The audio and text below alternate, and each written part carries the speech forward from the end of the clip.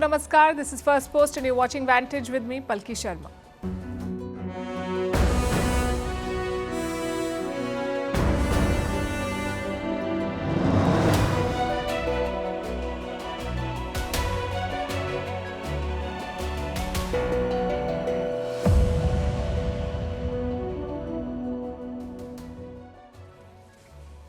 Bangladesh is on edge with multiple cases of blast, arson and the capital Dhaka in lockdown. Tension is high ahead of the Hasina verdict. We'll bring you the latest on that. Also in focus, a warning from Pakistan that betrays how delusional their leadership is. They're talking of a two-front war with India and Afghanistan. In China, the slowdown is getting harder to ignore. Despite stimulus from Beijing and a deal with Trump, domestic consumption is not picking up. In the West, Europe is finally criticizing the US over the attacks on Venezuela. But it's vague and Washington clearly does not care. In Ukraine, a corruption scandal has rocked the Zelensky government. In Delhi, there's poison in the air and it's doing irreparable damage to your body. The science is scary. In South Korea, everything came to a standstill for what they call their do-or-die exam. In the US, the government shutdown is finally over, but the disruption continues. Also bringing you the very disturbing story of sniper tourism from the Bosnian War. Italy has opened an investigation. And why cases of high blood pressure have doubled in children in the last few years. All this and more coming up. The headlines first. Moody's pegs India's growth at 7% for 2025. The financial services company projects that the Indian economy will grow at 6.5% in the next year. India remains the fastest growing G20 economy driven by strong demand and exports. Moody's says India has shown resilience despite global headwinds. The Danish government is hit in a wide-ranging cyber attack. Their defense websites have also been targeted. Pro-Russia hackers have claimed responsibility for this attack. On Wednesday, the same group had hit several Danish municipalities. Denmark is one of Ukraine's staunchest supporters. Chinese police issue bounties on two Taiwanese influencers. They're offering up to $35,000 for any help in arresting them. Beijing claims the pair disseminated anti-China content online. China considers Taiwan as part of its territory and has not ruled out using force to bring the self-ruled island under its control.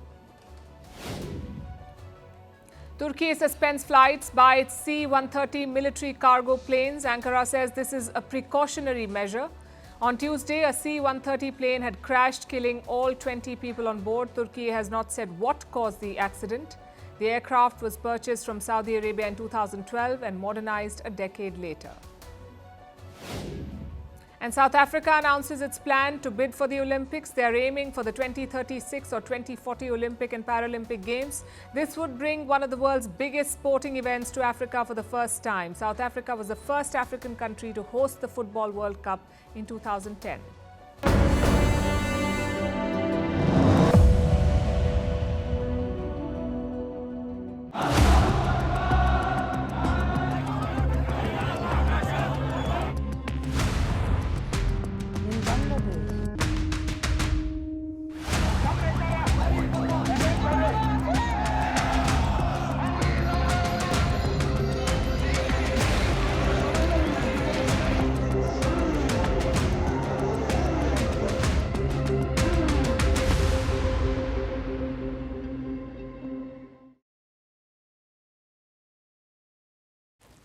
It was a tense Thursday in Dhaka. Very little traffic, very few people on the streets and a lot of police presence. Dhaka did not look like a bustling Asian capital city. It looked like a city under siege. Why? All because of a sham trial. The trial of former Prime Minister Sheikh Hasina. Her case is being heard by a special tribunal in Dhaka. Hasina and her ministers face charges of murder and genocide. If convicted, they could get the death penalty. And that conviction could come soon. Today, the tribunal set the date for her verdict. November 17 is the D-Day. That's the coming Monday. So the next couple of days will be very crucial. Expect tensions, protests, and maybe even violence. In fact, we're already seeing it. Overnight, 5 vehicles were torched in Dhaka. Thankfully, no one was hurt. Then today, the central office of the Awami League was attacked. The Awami League is the party of ex-Prime Minister Sheikh Hasina. A group of 15 people lit a fire inside the building. Elsewhere, the BNP office was also attacked. That's the Bangladesh Nationalist Party, the BNP, the party of Hasina's longtime rival Khaleda Zia. This party, the BNP, is touted to win the upcoming election in Bangladesh. And their office in Barishal was also burnt. Put together, dozens of such attacks have been reported, including blasts at around 17 locations. So who's behind them? The interim regime is blaming the Awami League. What a shocker. They've arrested at least 46 leaders in a nationwide hunt. They're blaming Sheikh Hasina's party for this. Which brings us to today. Security was beefed up across Dhaka. Police officers were deployed near the tribunal. The situation was tense but not violent. Only a handful of buses were seen on the streets. Private cars were virtually absent and schools were open but largely empty. In the evening, interim leader Muhammad Yunus addressed the nation. He made two crucial statements. One, there will be a referendum in February. It will be held on the same day as the national election. And what will people vote on? Some proposed constitutional changes. If a majority vote for them, for those changes, they will be adopted. That's the first announcement. Secondly, Yunus called for unity. He asked the political parties to put aside their differences. He urged them to display a united front. We have decided, after considering all the factors, that the referendum will be held on the same day as the next parliamentary elections. We should not tarnish the glory of the unity that the countrymen built by standing tall in the face of death against fascism in July 2024 by engaging in petty disagreements and trivial disputes. That's the thing about Muhammad Yunus. He speaks like a statesman, but his actions, they're quite the opposite. Meanwhile, Yunus's chief rival is also speaking out. That's former Prime Minister Sheikh Hasina. She fled to India in August last year after violent protests. In Delhi, Hasina has been largely silent. No interviews, no public appearances. She has lived the quiet life. But 15 months later, she is speaking out. Sheikh Hasina has given multiple interviews to the media, and she's spoken on a whole lot of issues. We'll focus on three of them. One, was there a foreign hand in the protests of 2024? That's a question that she's been asked and she's spoken about. Earlier, a letter had leaked. It was believed to have been written by Sheikh Hasina, and it did allude to American meddling. But she now says no, neither the US nor any other foreign power meddled in 2024. We have always had good relationships with successive US administrations and have no reason to believe that the US government or other foreign powers were actively involved. President Trump, with whom I have very good relations, has publicly expressed his dislike of Yunus. Secondly, what is Yunus's goal for Bangladesh? Hasina wanted a progressive, secular country. What does Muhammad Yunus want? Again, listen to what she said. If Westerners think Yunus is a friendly face, they are being fooled. In fact, he is being used as the front man by the extremists in his administration, who are pursuing a sectarian, score-settling, and socially regressive domestic agenda. She's right about that. Muhammad Yunus does appear to be a front. The real power lies with radical Islamist groups. And that's a flashpoint with India too. New Delhi has urged Dhaka to keep such elements in check to promote peace and secularism. But Yunus is going the Pakistan way. He's giving space to radical elements. Which brings us to the third point. Does Hasina hope to return to Bangladesh one day? She says yes, but she has some conditions. The most important condition for my return to Bangladesh is the same condition that the Bangladeshi people require: a return to participatory democracy. The interim administration must rescind its ban on the Awami League and allow elections that are free, fair, and inclusive. Dhaka is not happy with Sheikh Hasina. They have summoned the Indian envoy to protest these interviews. Chances are things will escalate further next week. Once Hasina is convicted, Yunus will turn to India. He will put more pressure on New Delhi to extradite Sheikh Hasina. Like I said, this is a tense period. More than 15 months have passed since the horrible events of July 2024. I'm sure the people are hoping to move forward, but Mohammed Yunus will not let them. His politics depends on reopening old wounds.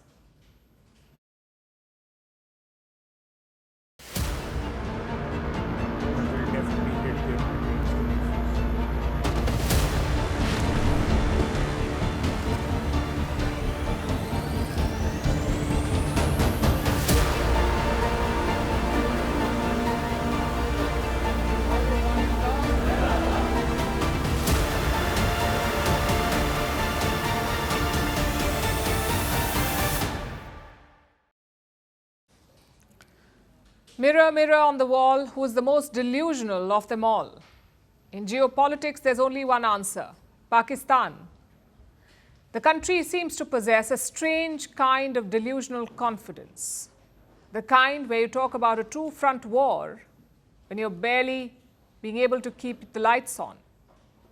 And who's leading the charge of this fantasy? Well, you guessed it right. It is Pakistan's Defence Minister Khwaja Asif, a man known less for strategy and more for sound bites that defy logic. Normally, we wouldn't take him seriously, but his latest statement deserves a special mention. And I will read it out. This is what he said. We are ready for war on two fronts. We are ready. We are prepared to face both the eastern, that is India, and western border, Afghanistan. Allah helped us in round one, and He will help us in round two. Let me break down his statement. Khwaja Asif says Islamabad is ready for a two-front war. And what are these two fronts? India and Afghanistan. It would be amusing if it wasn't dangerous, because Asif did not stop at that. He said Allah helped us in round one. So in round two, He would help them too. Now what is this round one that he's talking about? Operation Sindoor, that's what he's referring to.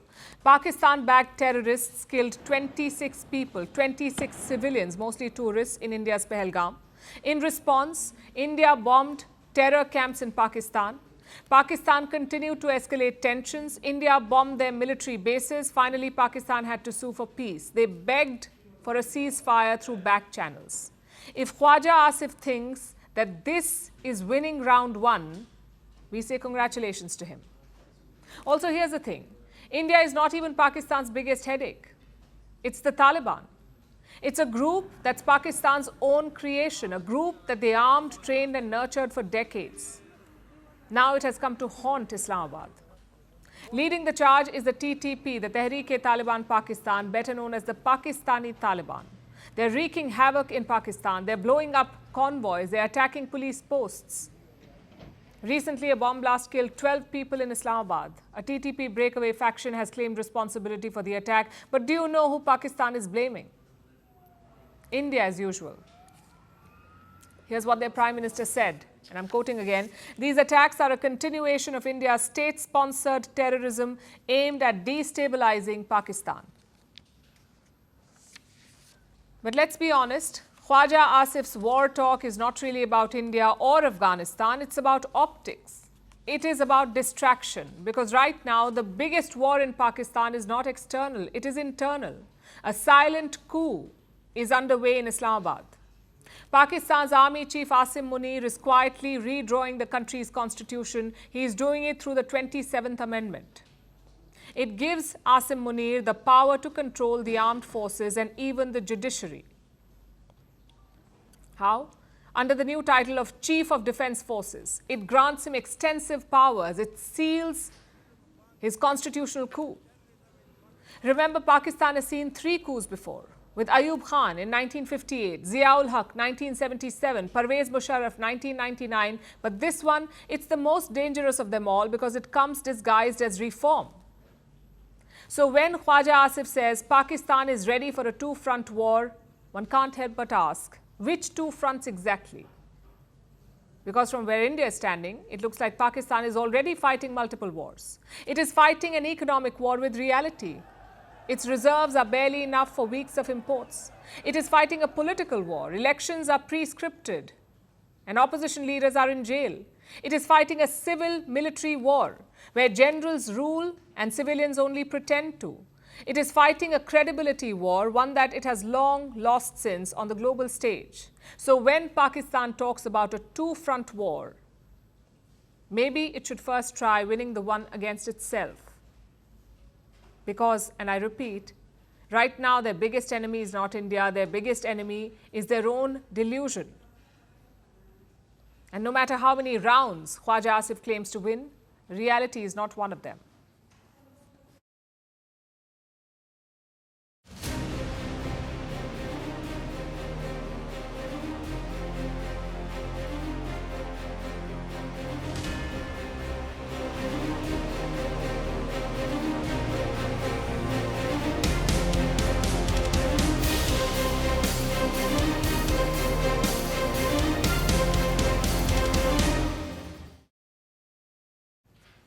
Now to China, which is showing more signs of trouble for the economy. Last month, Beijing had a truce with Donald Trump. This was after months of a heated trade war. And that deal, that truce, raised hopes of a recovery. But the slowdown in China has not eased. And the proof lies in China's shops and supermarkets. Consumer spending is still sluggish. It's been slow for more than 4 years now, and that makes it China's longest slowdown in household consumption. A full 4 years of weak demand. In simple terms, Chinese consumers are still holding back. They're not buying enough. This trend began right after the pandemic and it still continues. Beijing is expected to release new data this week. Early reports suggest another weak number. Retail sales in the month of October rose by just 2.8%. What does that mean? It means that retail sales were not very high. They track how much consumers spend. This includes everything that households buy, from your groceries to gadgets. And a rise in this number, in the retail sales number, usually signals strong demand. But in China, retail sales rose by just 2.8% last month. This is the weakest growth in over a year and the 5th straight month of slowdown.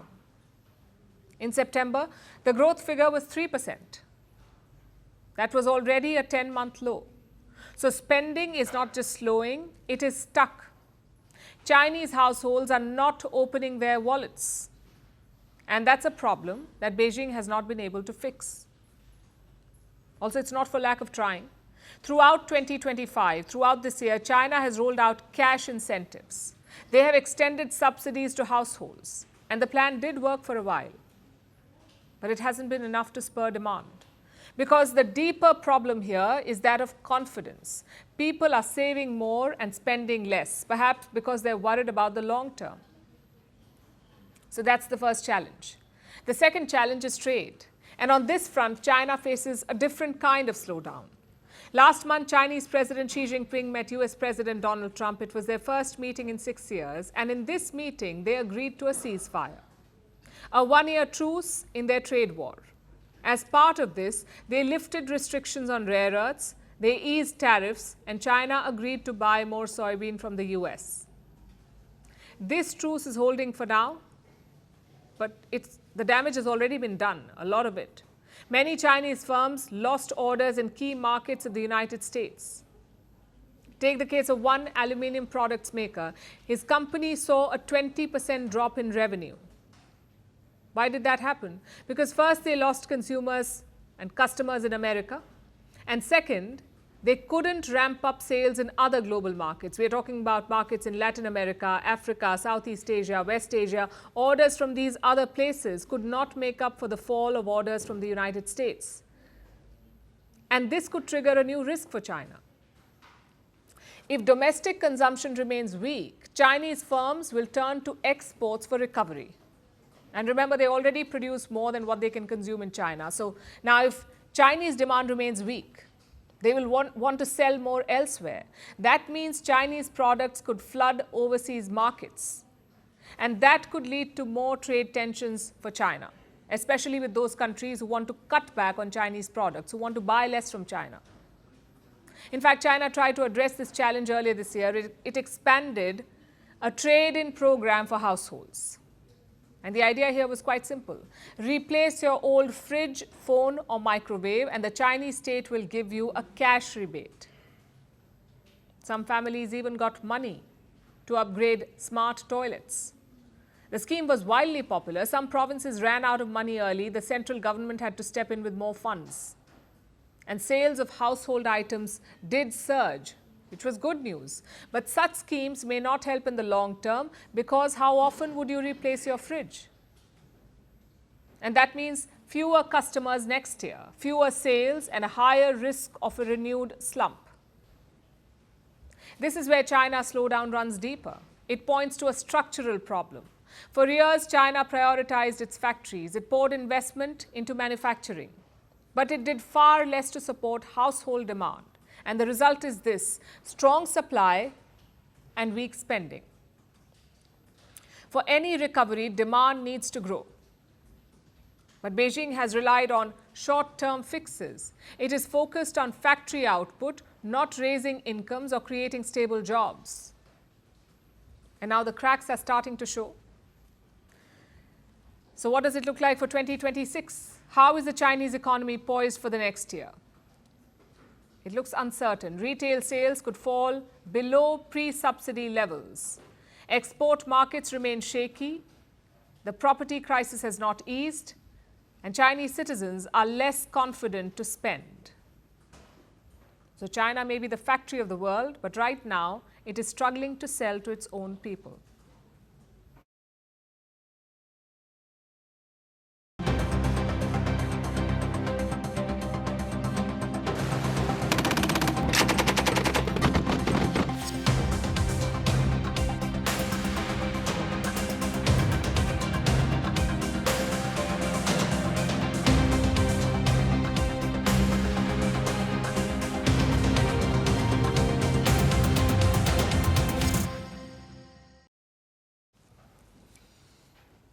It's an early Christmas miracle.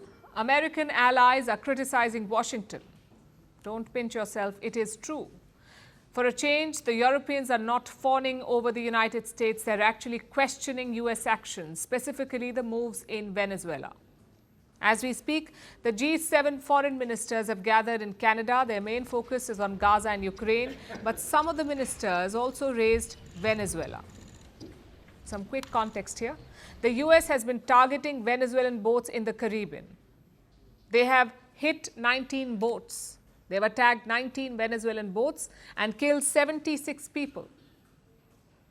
Plus, a lot of US firepower has been deployed. 1 aircraft carrier, 15,000 soldiers, and around 9 American warships. All of this has been done without global sanction, without getting the world, or at least America's so-called allies, on board. So no proof, no trial, and no UN vote, just American strikes and threats. It started in September this year. For close to 2 months, Europe was silent, but finally they're speaking out. The French foreign minister said this before the G7 started. We have observed with concern military operations in the Caribbean region because they disregard international law and because France has a presence in this region through its overseas territories. That's a strong statement from France. They say US actions disregarded international law. The European Union's top diplomat also criticized Washington. She says the strikes are unjustified. The UK too has joined in. Reports say they have stopped sharing intelligence with the United States.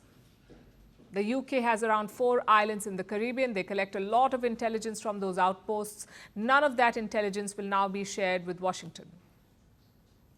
I know this sounds like a big deal, almost like a rebellion against Washington. But the US Secretary of State couldn't care less. That's Marco Rubio. He says nobody at the G7 raised this issue with him. Secretary, I was told by the European representative on foreign policy, Kaya Kallas, that it was discussed, the Venezuela military operations were discussed. Not with me. No one raised it. I mean, no one in the meeting raised it. It was raised in meetings. Not with me. They didn't raise it with me. They may have raised it among themselves, but they all came now from CELAC or whatever they were at. But it didn't come up once in any of the gatherings that we had, either last night or today. A couple of things to note here. One, Europe is talking around the US. Yes, they have criticized and questioned the strikes, but they're not talking directly to Washington. So basically, these are just public remarks They don't feature in bilateral conversations. That's point number one. And two, even if they do feature in conversations, America doesn't care. I don't think that the European Union gets to determine what international law is. They certainly don't get to determine is how the United States defends its national security. The United States is under attack from organized criminal narco-terrorists in our hemisphere, and the president is responding in the defense of our country. Not surprising. Europe had similar concerns about the Iraq war, but in the end it made no difference whatsoever. The US invaded Iraq anyway. It's a classic case of Western double standards. Just think about it. Marco Rubio says Europe does not decide international law. He's right. But neither does America. Any military action must check two boxes. One, they must be backed by the United Nations, and two, they must have a proper justification, even if the first is lacking.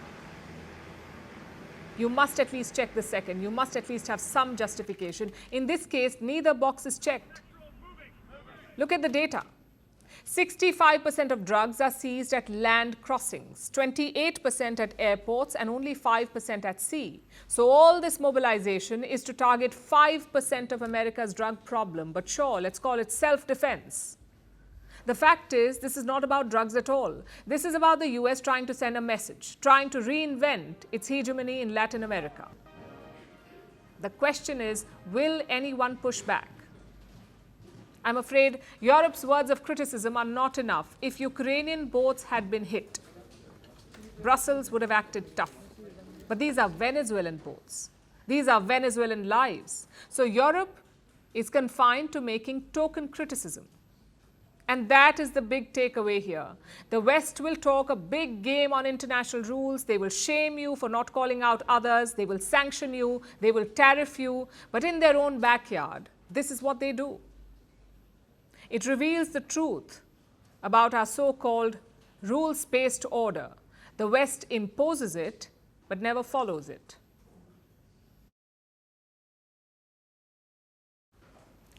Now let's talk about Ukraine. It is fighting a war on two fronts, one against Russia and the second against corruption at home.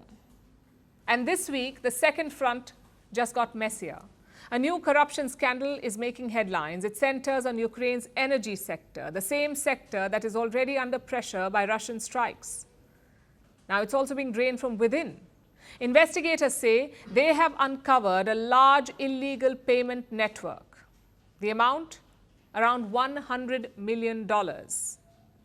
A former deputy prime minister has been named. Senior energy officials have been suspended. An associate linked to President Zelensky is also under sanctions, and two ministers have resigned. The investigation is still unfolding. Our next report has more. Ukraine is preparing for another winter under wartime conditions. Russian strikes have damaged parts of the energy grid. Blackouts have returned in several regions. Crazy stuff in the last couple of months. Russian electricity is gone.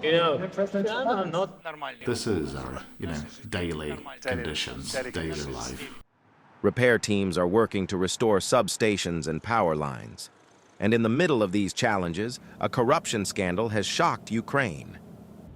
The investigation behind it began more than a year ago. Anti-corruption agencies monitored calls. They followed financial trails. They collected around 1,000 hours of recordings, and they carried out more than 70 raids. This week, they made their findings public. The case centers on Ukraine's energy sector. It focuses on contracts linked to Energoatom. Energoatom is the state nuclear power company. It supplies a major share of Ukraine's electricity. Investigators say a group of officials and businessmen took illegal payments from contractors. The alleged rate was 10 to 15% on key deals. The total amount involved is estimated at around $100 million. Officials say the funds were laundered through an office in Kiev and sent abroad. The list of suspects includes former officials, energy executives, and intermediaries. A former deputy prime minister has been named in the case. Several advisors and sector managers have also been identified. One of the most notable names is businessman Timur Mindich. He once co-owned a production company reportedly linked to President Volodymyr Zelensky. Investigators say he left Ukraine before the findings became public. The political fallout came quickly. President Zelensky asked the Justice and Energy ministers to resign. Both submitted their resignations on Wednesday. The Prime Minister then suspended several senior figures at Energoatom. Officials say these steps are meant to protect the investigation. First of all, there should be maximum transparency in the energy sector, in all processes absolutely. I support every investigation by law enforcement bodies, by anti-corruption bodies. We support it. It is absolutely clear and the same for everyone position, no schemes. After the resignations, the government imposed sanctions on Mindich and another businessman linked to the case. The measures include asset freezes and travel restrictions. For many Ukrainians, the announcement hit at a difficult time. Blackouts have returned as winter approaches. Families are coping with power cuts and unstable supplies. News of alleged theft from the energy sector has increased public frustration. I think this is mostly a negative thing because while we have a war going on, we need to somehow unite, put all the money into defense. And here what's happening is that, on the contrary, money is being stolen and some kind of business is made from it. International partners have also reacted. Germany has urged Kyiv to strengthen its anti-corruption efforts. For now, investigators say more information will be released in the coming days. Additional suspects may be identified as new recordings are examined. Ukraine's parliament still needs to vote on the minister's resignations. The courts will determine how far the scheme reached, and the final verdict will set the course for what comes next.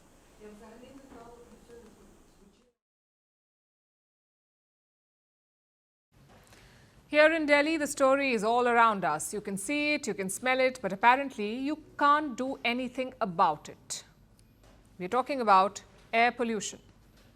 Let's look at the numbers first. Delhi's AQI a short while ago was 417. AQI is the air quality index. It should ideally be below 100. In Delhi, it was 417. That's the average for the entire national capital. And the mornings appear to be the worst. At 7 a.m. today, the AQI was at 562. 562. So Delhi's levels were more than 5 times higher than the recommended levels. And this affects everyone who lives and works here. Let me tell you what happened at the Supreme Court today. In the middle of the hearing, the topic of pollution came up. And here's what a judge said. I'm quoting. Situation is very, very serious. Why are you all appearing here? We have the virtual hearing facility. Please avail it. This pollution will cause permanent damage. That's how bad it is. The Supreme Court judges are asking lawyers to appear online. They fear that this pollution will cause permanent damage, and they're not wrong. This problem is not a once-in-a-lifetime issue. If you live in Delhi, you experience it every year. Imagine what that does to your lungs. It doesn't just cause cough or shortness of breath.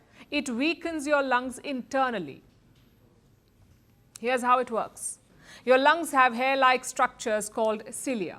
Their job is to filter out dust and germs. But what happens when there is too much dust? The cilia gets damaged. It's easier for germs to reach your lungs, meaning you become vulnerable to lung diseases. That is how air pollution hurts you. Beyond the lungs, it can affect your skin, it can affect your hormones, your fertility, your bones, your hair. Studies say Delhi's air could cut your lifespan by almost 10 years. But don't think you're safer elsewhere. Because, and listen to this, 93 of the world's 100 most polluted cities are in India. 93 out of 100 in India. 70 out of the 75 most polluted cities in the world are also in India. Clearly, this is a pattern. Yes, Delhi is the worst, but other Indian cities are not far behind, and it shows in the health data too. Policy Bazaar has studied insurance claims from across India, and here's what they found. Illnesses linked to pollution make up 8% of all claims. Things like respiratory issues or cardiac complications or even skin and eye allergies. And here's the most worrying part. Children make up almost half of all pollution-linked claims. This is important to note. When you're young, your organs have not completely developed, meaning you're more vulnerable to pollution.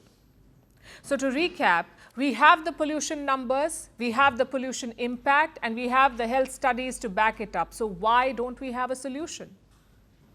Because of the lack of political will. Because air pollution is still seen as an urban niche issue. You may complain about it, you may protest against it, but will you ever vote based on it? Chances are you won't. If you live in a metro, you'll most likely leave for a short getaway on voting day. And political parties know this. They don't look to solve the air pollution, they simply wait it out. Once winter is gone, so is the smog and so is the conversation around air quality. But do remember this, even if you cannot see it, pollution exists.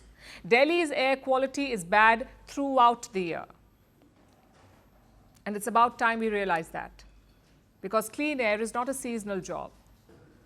You have to tackle air pollution in the summer, in the monsoon, in the autumn, spring and winter. It's a year-round campaign against a permanent enemy.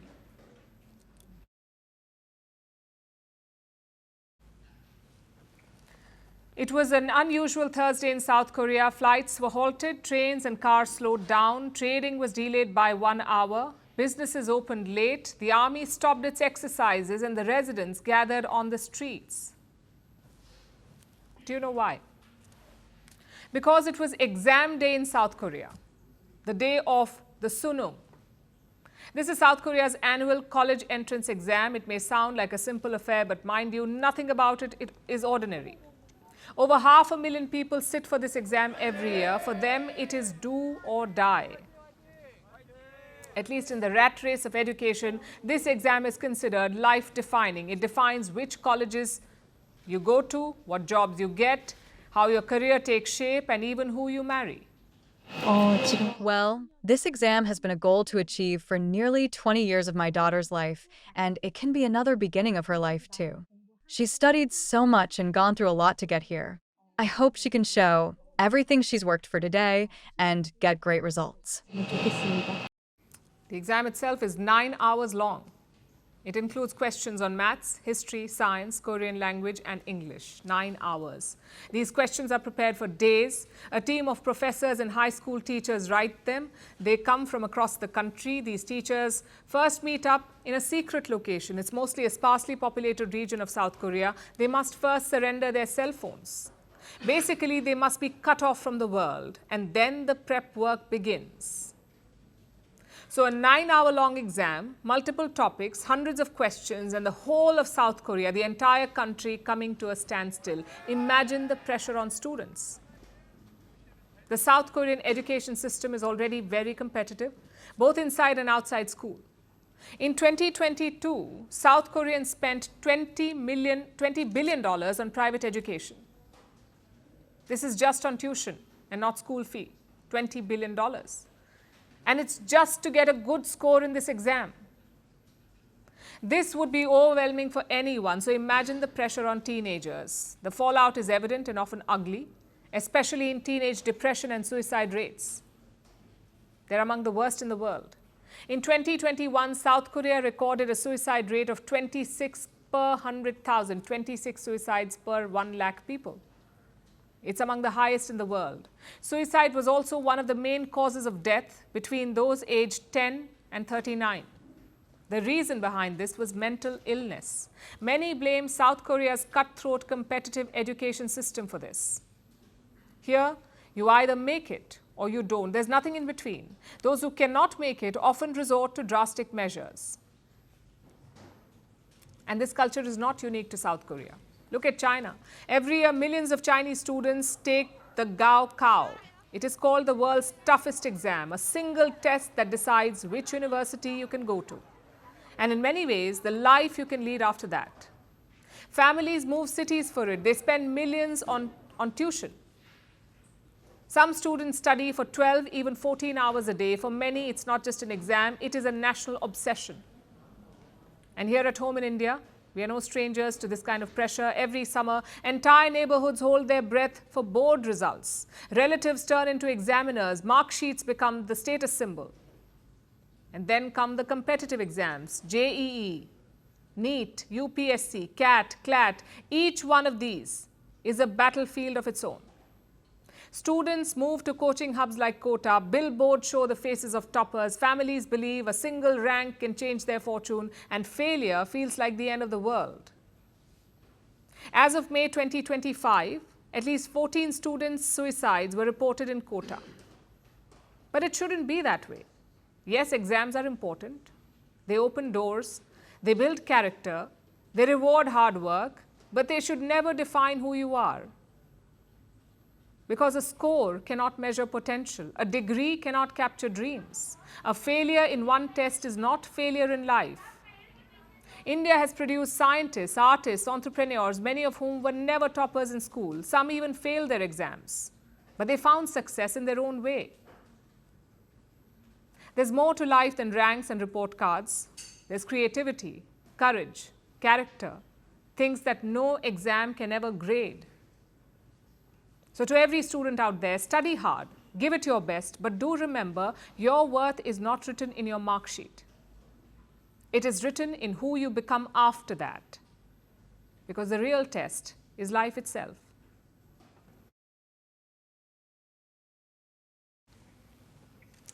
The United States is open again. After 43 days, the government shutdown has officially ended. It was the longest shutdown in US history. Government officials are back at work, and the Trump administration can restart public services. But even now, the disruption is not over. Flight delays may continue for the next few days. Many employees have still not received their salaries. Some essential services were frozen, and key economic data was never gathered during the shutdown, so some reports may never be published.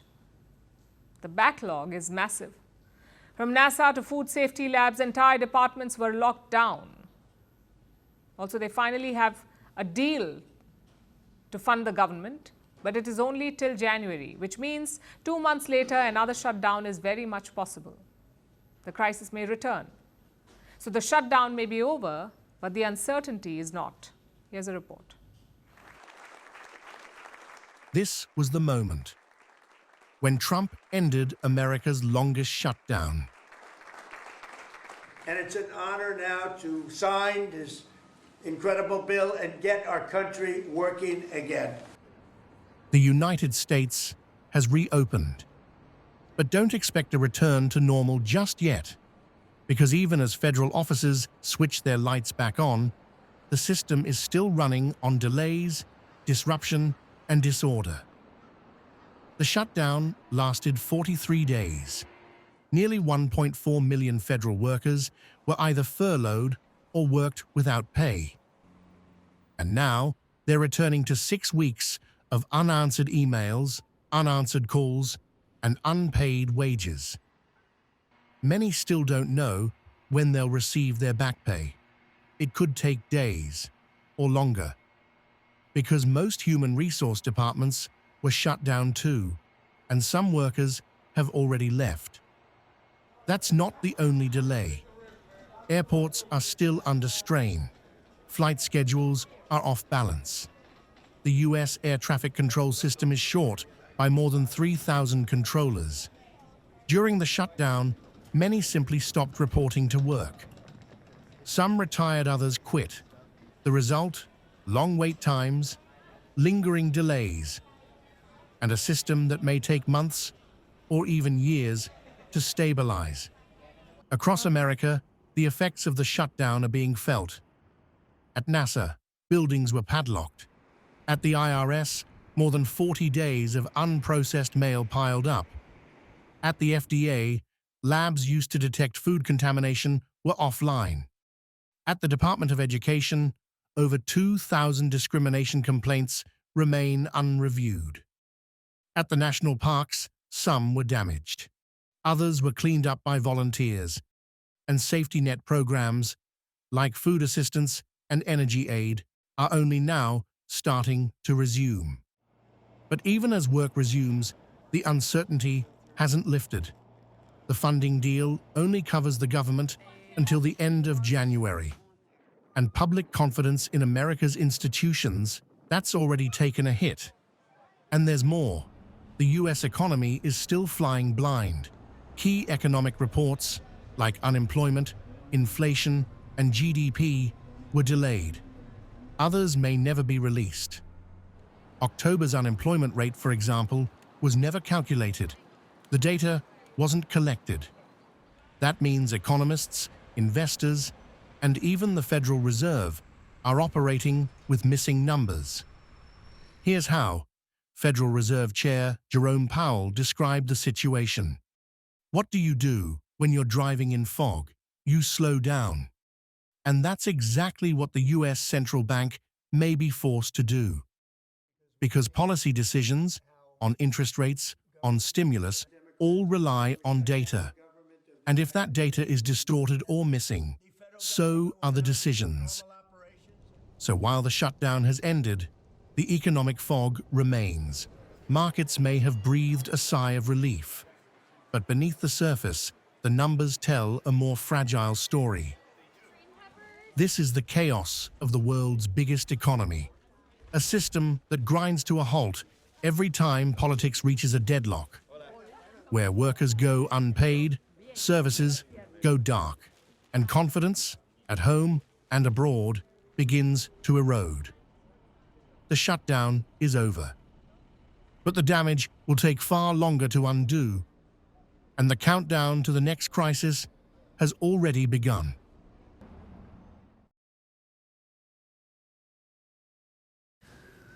Our next story takes us to Europe and to a legal case that has stunned many people.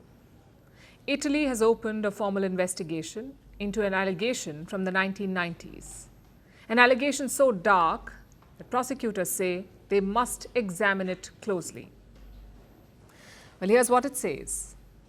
Rich foreigners paid money to travel into a war zone and shoot at civilians for entertainment. You heard that right. I'll repeat it just in case. Rich foreigners paid money to travel into a war zone and shoot at civilians for entertainment. These people are being called sniper tourists. And when did all of this happen? Almost 30 years ago, during the Bosnian War. Some of you may remember what happened then. The story begins in Yugoslavia. Yugoslavia used to be a country. Yugoslavia, the country, was made up of 6 republics. These republics lived under one flag, one government, and one leader, and they stuck to this system for decades. But in the early 1990s, the system collapsed and Yugoslavia broke apart. Old ethnic tensions resurfaced. The Republic of Bosnia declared independence, and that triggered a 3-sided complex conflict. Which were the 3 sides? Bosnian Serbs, Bosnian Croats, and Bosnian Muslims. They were at war. And it became one of Europe's bloodiest wars. One of the worst tragedies unfolded in Sarajevo. Sarajevo is Bosnia's capital. The city sits in a valley surrounded by hills. In 1992, Bosnian Serb forces captured those hilltops and they turned them into sniper positions. And from these hilltops, they could see every street, every bridge, every person who stepped outside their home. This siege lasted nearly 4 years, from 1992 to 1996. And in this 4-year period, more than 10,000 civilians were killed, many of them by random sniper fire. Now, it is against this history, this backdrop, that the latest allegations must be understood. The claim comes from an Italian writer. His name is Ezio Gavazzeni. He says he spent years collecting statements and testimony, and he says foreigners from wealthy countries were escorted to those sniper positions. They were shown how to handle weapons, and some were reportedly allowed to fire at civilians below. According to some reports, there was even a price list. So what was the price of shooting a human being? $92,000 to $115,000 US. Now, to be clear, none of this has been proven yet, but the prospect itself is chilling. And if true, it would mean civilians were used as targets for money, for entertainment. And it would represent a new and deeply disturbing form of war crime. This is why Italian prosecutors are taking the case so seriously. They're examining whether the allegation involved Italians and whether the claims could lead to murder charges. The author, Gavazzeni, has also referenced a documentary to back his claims. It's a documentary called Sarajevo Safari from 2022. It included statements from a former Serb soldier and a contractor who said that these tourist snipers did come. Reports say a Bosnian intelligence officer has also given testimony.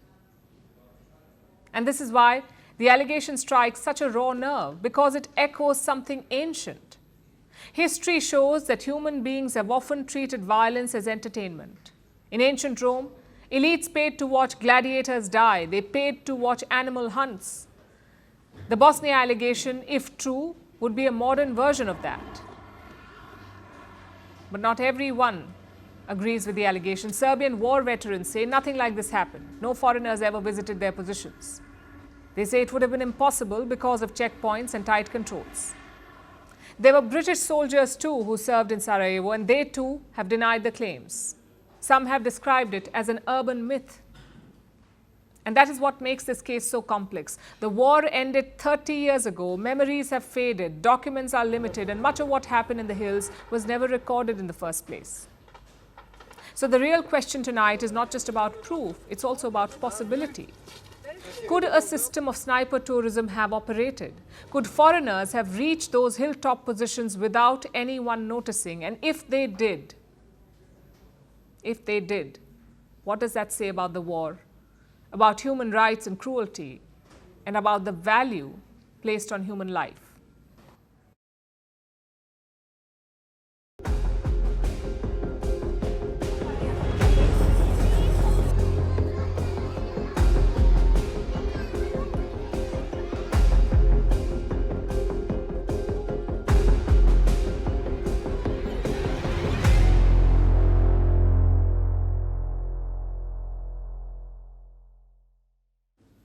Before we begin with our final story, let me ask you this. When was the last time you heard the word hypertension and thought of a child? Probably never, because high blood pressure belongs to adults, or so we think. Stressful jobs, bad diets, long days, longer commutes, it's a grown-up thing. You would never imagine it in children, not in 10-year-olds, not in teenagers. But I'm sorry to break it to you, this assumption is flawed. A new study is out and it paints a very different and, may I add, disturbing picture.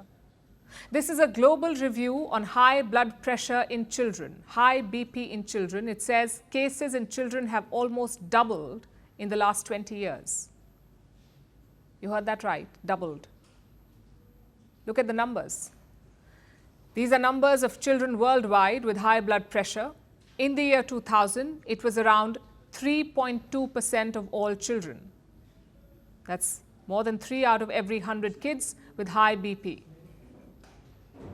In 2020, that number rose to more than 6.2%. By 2020, it was 6.2%. This is more than 6 out of every 100 children in the world with high blood pressure.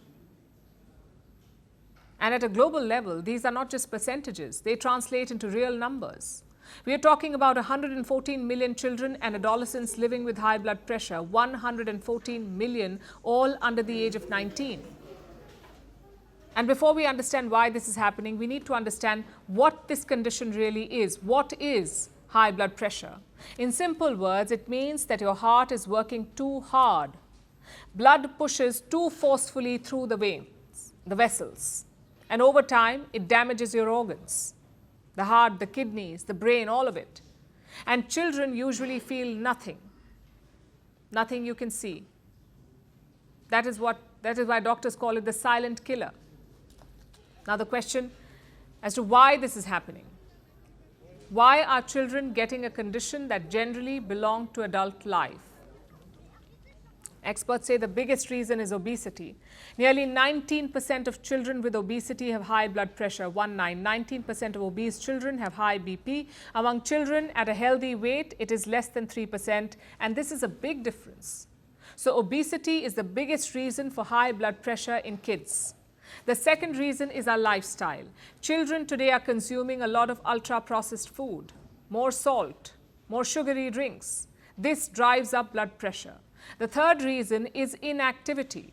Children are spending longer hours on screens and less time in parks, playgrounds, and outdoor activity. When you put all of this together, the pattern you see, the trend you see is not surprising at all. And it is not limited to any one country. It is happening across continents. In fact, here's what a separate study found. Children with high blood pressure had a greater risk of heart problems as adults. Not because of any sudden event, but because of early health patterns that tend to continue over time. So as a parent, what should you do? Here's what experts say. The first step is early detection, of course. Speak to your doctor, check your child's blood pressure once in a while, and work on prevention. Make small changes, such as more exercise, less salt, fewer ultra-processed foods. These are very small, simple, even boring steps, but they can have the strongest long-term impact, because the health patterns of childhood shape adulthood more than we realize.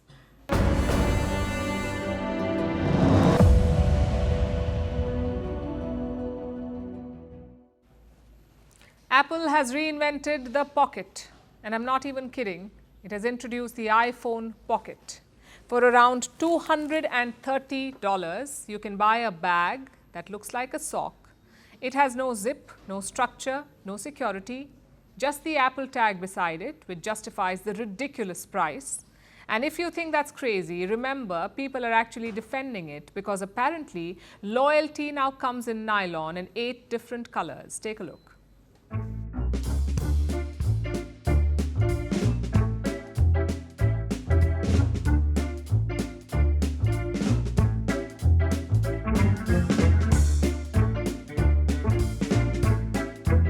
Tony Stark was able to build this in a cave with a box of scraps.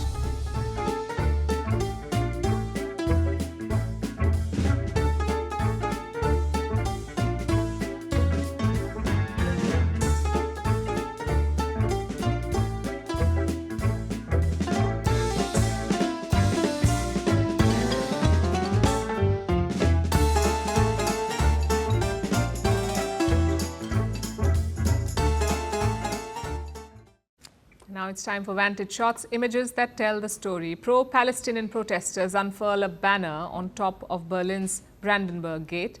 Russia's first AI robot falls face down on the stage during its debut appearance, and Botswana hands over 8 cheetahs to India. Finally, we're taking you back in history. On this day in 1970, Hafiz al-Assad seized power in Syria in a bloodless military coup. He replaced his political mentor as Syria's leader. His son, Bashar al-Assad, ruled Syria for 24 years. He was overthrown in a civil war last December, ending the rule of the Assad dynasty in Syria. We're leaving you on that note. Thank you for watching. We'll see you tomorrow.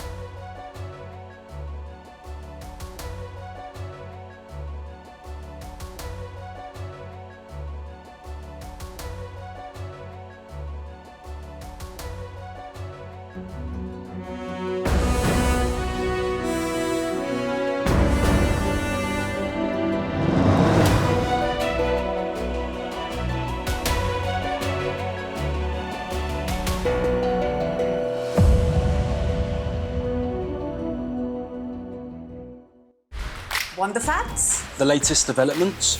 News that gets straight to the point. Well, we've got all three just for you. This is Firstpost Live, a brand new show, your window into what really matters. Don't miss it.